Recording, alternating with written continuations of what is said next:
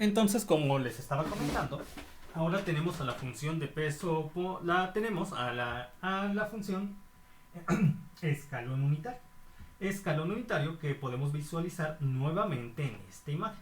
¿Qué pasaría si yo desplazo a la función escalón unitario? Estaré aquí. Por cierto, no se vayan a confundir. Lo que pasa es que estoy utilizando la función escalón unitario para poder posteriormente explicar la función impulso unitario. Porque como escribí estas dos juntas, en ocasiones relacionan la forma en la cual se denota la función escalón unitario con impulso unitario. Pero no, lo que pasa es que, recuerden, estoy utilizando la función escalón unitario, que se denota por mu de t, para posteriormente explicar la función impulso unitario. Entonces, estamos en la función escalón unitario. ¿Qué pasaría si esta se traslada un intervalo de tiempo t? Se vería más o menos de la siguiente manera. Aquí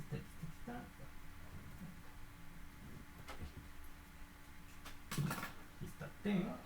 Pero vamos a llevar a ese desplazamiento en el tiempo con respecto a una constante arbitraria. Voy a ponerle la constante a minúscula. Entonces aquí tendría al escalón unitario trasladado un intervalo de tiempo igual a minúscula. Se vería más o menos de esta forma. Aquí es 0, vamos hasta a, y en a empieza a tener un valor de 1. Y tenemos la función escalón unitario trasladado en un intervalo de tiempo igual a la constante arbitraria a minúscula. Ahora, ¿qué ocurriría si a la función escalón unitario se le resta la función escalón unitario trasladada un intervalo de tiempo a minúscula? Se vería de la siguiente forma. Lo voy a poner en la siguiente página.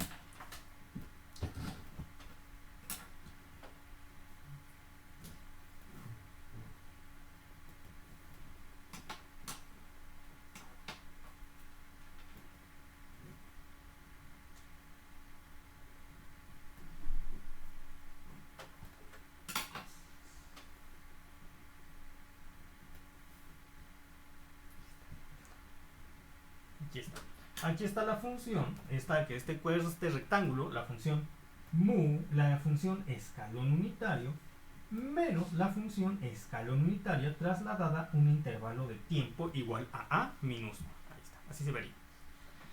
Ahora, ¿qué ocurriría si esta función escalón unitario menos la función escalón unitaria trasladada un intervalo de tiempo a se le divide entre la misma cantidad a? Tendríamos a un escalón tendríamos a una función escalón unitario, una función rectangular, tal como ustedes la pueden apreciar aquí, de anchura a, cuya altura depende del factor a minúscula. De tal manera que si a tiende a 0, y esto lo podemos establecer como un límite, podemos visualizar la siguiente gráfica. Entonces tenemos que límite t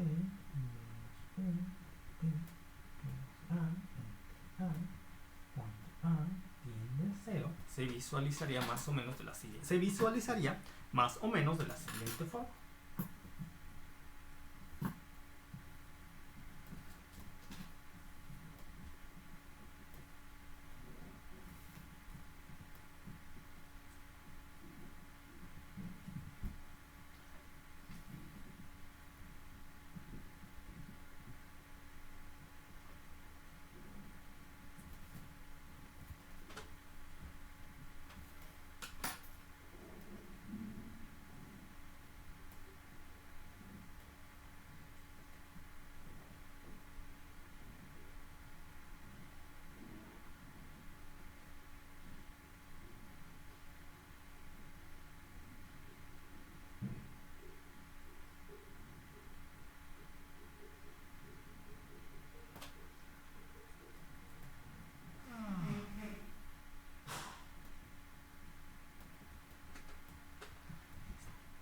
Entonces, si nosotros establecemos por medio del límite que a tiende a 0, esta función rectangular, su anchura va a estar disminuyendo a medida que a tiende a 0, pero su altura va a estar aumentando. Por lo que en este límite tendríamos que esta función toda esta función, considerando el límite, va a existir sobre t igual a 0 y su altura va a tender a infinito, como su anchura tiende a 0. Y de hecho, este concepto es que este concepto es igual a ¿qué? Del límite de la función escalón unitario menos la función escalón unitario trasladado a un intervalo de tiempo a entre el intervalo de tiempo a cuando a tiende a 0, pues en efecto estamos aplicando el concepto de la derivada con respecto al tiempo de la función escalón unitario. Y esta es conocida como la función impulso unitario, denotada por la letra delta minúscula, que depende del tiempo, la cual ya he establecido que es igual a, que para el tiempo t igual a 0 es igual a infinito. Entonces lo tenemos aquí. Entonces yo ya lo podría establecer, definir de esa manera, como les estoy comentando. Tenemos que el límite cuando a tiende a 0 de la función escalón unitario menos la función escalón unitario trasladado en un intervalo de tiempo a minúscula entre a es igual a la derivada con respecto al tiempo de la función escalón unitario, que es igual a su vez a la función impulso unitario, denotada por la letra delta minúscula, que depende del tiempo. Y nosotros sabemos, porque ya lo he mencionado, que gráficamente esto equivale a una función que es infinita en t igual a 0 y es 0 en t diferente a 0, t del tiempo diferente a 0. Más o menos se ve así.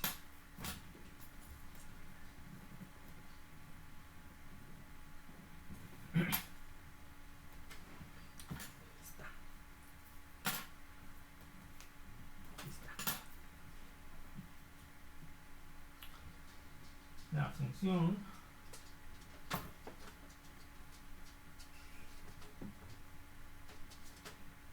impulso unitario, que se denota por la letra delta minúscula, que depende del tiempo, sería igual a infinito cuando t es igual a 0.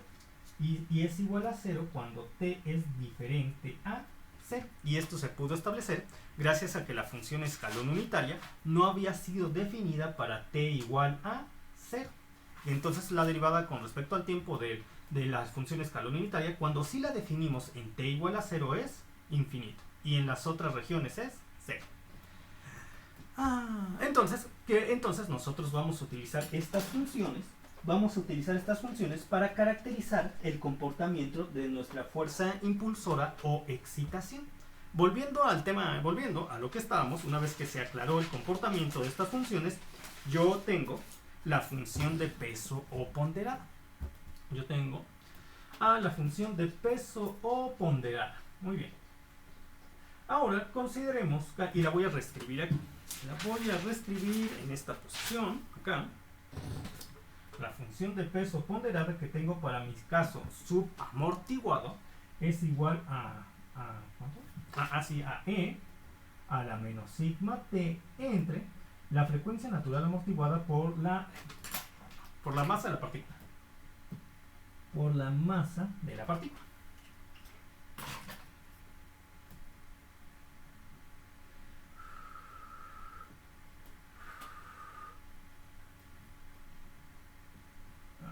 Bueno,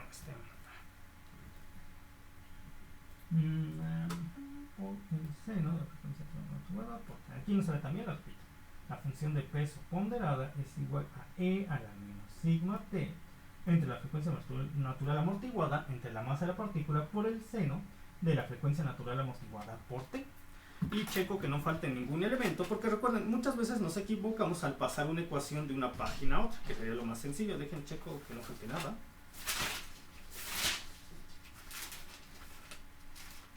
Ya está, no falta nada. Ya, checo. Entonces, yo tengo esta función de peso ponderado y vamos a poner el siguiente caso. Vamos a obtenerse aquí. Obtengamos x de t, es decir, la expresión que nos permite caracterizar el movimiento de la partícula en este movimiento oscilatorio o amortiguado. Y recuerden que lo caracteriza en función de la posición de la partícula definido por x de t. Vamos a obtener dicha x de t cuando nuestra fuerza impulsora o excitación cuando nuestra fuerza impulsora o excitación, fuerza impulsora, impulsora o excitación sea igual a ¿quién? Sea igual a F de t, mi fuerza impulsora o excitación, sea igual a, voy a póngale una constante, lo pone F, por la función impulso unitario. Función impulso unitario. Ya está. Entonces, mi solución de la ecuación diferencial original final, que está definida, como ya le he mencionado en varias veces para este caso, a la integral de convolución, sería igual a x de t por la integral de 0 a t de la función de peso ponderada trasladado un intervalo de tiempo t por la fuerza impulsora o excitación que depende de tau por la diferencial de tau. En este caso, ¿quién es la fuerza impulsora o excitación? Es F de t.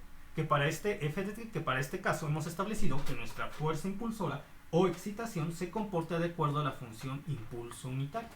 Entonces, en este caso, x de tau será igual a F. F es una constante, es un valor constante, que podría ser 1, 2, 3, menos 0.5, menos 0.2, 0.4, 4 entre 13, 5 cuartos, una constante. Por la función impulso unitario, que en este caso, como estamos en términos de tau, se queda en términos de tau. ¿Y quién es nuestra función de peso ponderado? Es la siguiente. Bueno, ya lo voy a escribir, dentro de la integral. Vendría siendo la siguiente.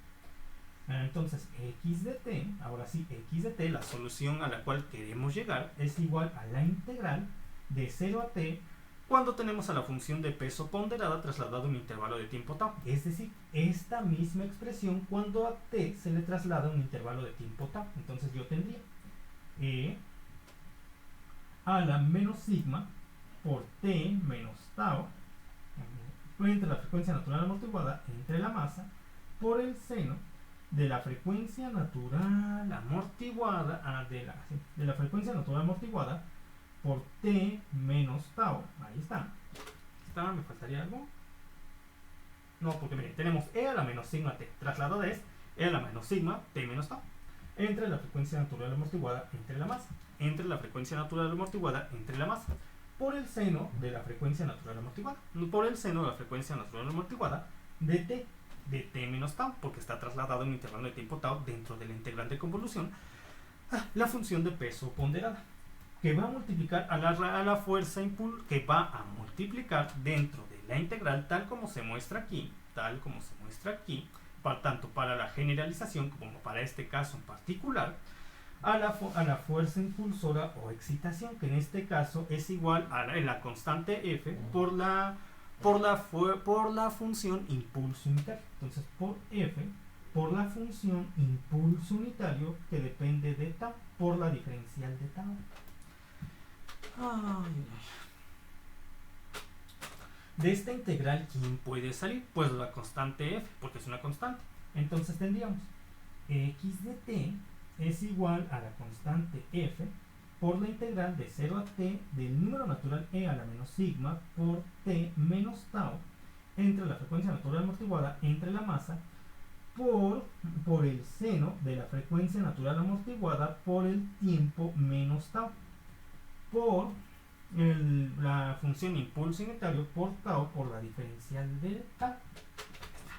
Pero aquí tenemos una condición que nos las han dado a conocer los matemáticos, que nos permite simplificar todo el proceso cuando en esta posición tenemos una función impulso unitario.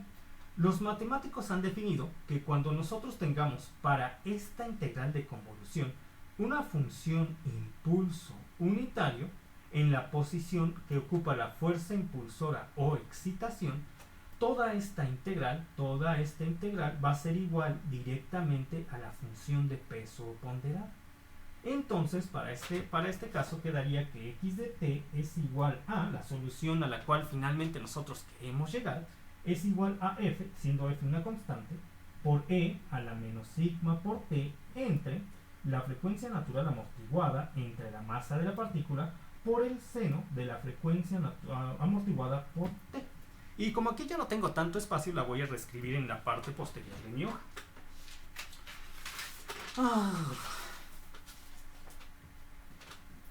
Entonces, x de t sería igual a la f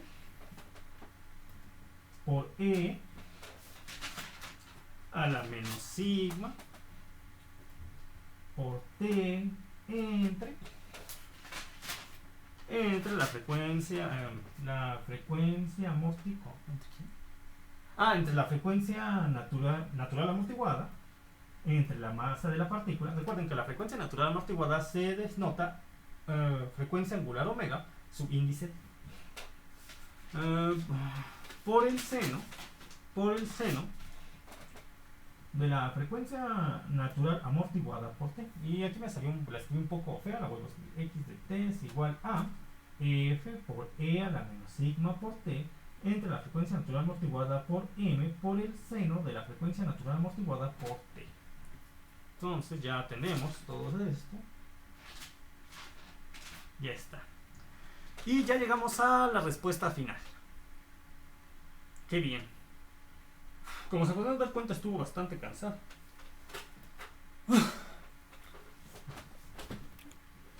¿Hasta aquí alguna duda, pregunta? Es un proceso bastante laborioso, pero en sí es sencillo, no es muy difícil. Sí, me cansé bastante, pero lo bueno es que ya llegamos. Recuerden, ustedes no se tienen por qué preocupar para el examen, no les voy a preguntar cómo llegar a la expresión. Lo que pasa en los exámenes, que ustedes ya han comprobado, es que utilizamos la expresión para aplicarla en los ejercicios. Nunca les voy a pedir que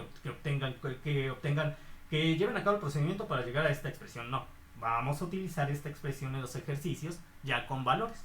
Y es lo que hemos estado haciendo todo este tiempo. Ahí está. Ahora, no quisiera hacerlo, pero tengo que hacerlo porque hay que ver los otros casos. ¿Qué pasaría si ustedes a partir de este caso quisieran saber la velocidad de la partícula? Lo único que tienen que hacer es derivar con respecto al tiempo para saber la velocidad en x de la partícula para el caso subamortiguado, cuando la fuerza impulsora o excitación se comporta de acuerdo a la función impulso unitario.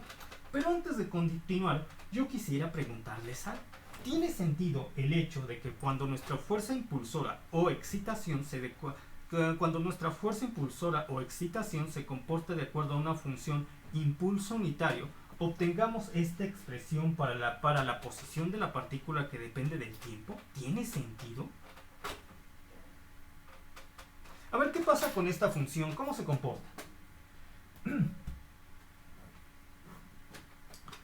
Tenemos el seno de 0. El seno de 0 es igual a el seno de 0 para el tiempo t igual a 0.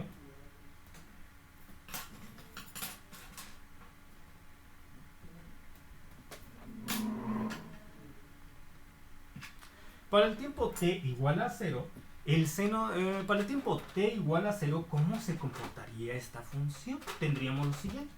El seno de 0 es 0, entonces empezamos aquí. Y a medida que el tiempo avanza, su comportamiento es más o menos de la siguiente forma. Porque es una función senoidal que se está amortiguando debido al hecho que tenemos e a la menos sigma por t. ¿Tiene sentido un comportamiento de esta forma para la posición de la partícula con respecto al tiempo en este sistema amortiguado cuando la fuerza impulsora o excitación se comporta de acuerdo a una función impulso unitario? Bueno, ¿qué pasa con una función impulso unitario? Con una función impulso unitario existe un valor, en efecto, pero solamente para t igual a 0. Es decir, una vez que abandonemos el tiempo t igual a 0, la función impulso unitario tiene un valor igual a 0. Con lo que, obviamente, si solamente tenemos la fuerza impulsora o excitación se comporta de acuerdo a la forma mencionada, solamente te impulsaría en t igual a 0 al sistema. Fuera de t igual a 0, la fuerza impulsora ya no estaría alimentando al sistema, por lo que su influencia va a decrecer conforme pasa el tiempo y nos alejamos de t igual a 0, por lo que este comportamiento debido a esta función sí tiene sentido. Y de hecho es muy similar al comportamiento que vimos en la gráfica pasada cuando hicimos el ejercicio, porque en la gráfica pasada cuando hicimos el ejercicio, que creo que fue la clase de ayer, tenemos un sistema que depende de las condiciones iniciales, es decir, que solamente fue suministrado con energía en t igual a 0, al igual que ocurre aquí. Por eso el comportamiento es similar. Ahora vamos con el siguiente caso. Vamos con el siguiente caso, que lo voy a poner. Recuerden, si quieren saber la velocidad, derivan con respecto al tiempo esta expresión. Si quieren saber la aceleración en x, obtienen la segunda derivada con respecto al tiempo de esta expresión. Ahora sí voy al segundo caso. Ahora, ¿qué pasaría? Pasaría si vemos tiempo. Creo que sí me da tiempo. Ahora, ¿qué pasaría? No, ya. Miren, la verdad sería ver mucho para una sola clase si voy al siguiente caso. Entonces, el siguiente caso lo vamos a dejar para mañana y ahorita, si hay dudas, las voy a responder. Entonces, ¿queda alguna duda o pregunta de lo que hemos visto hasta este punto? ¿Dudas, preguntas, algo que no quede claro?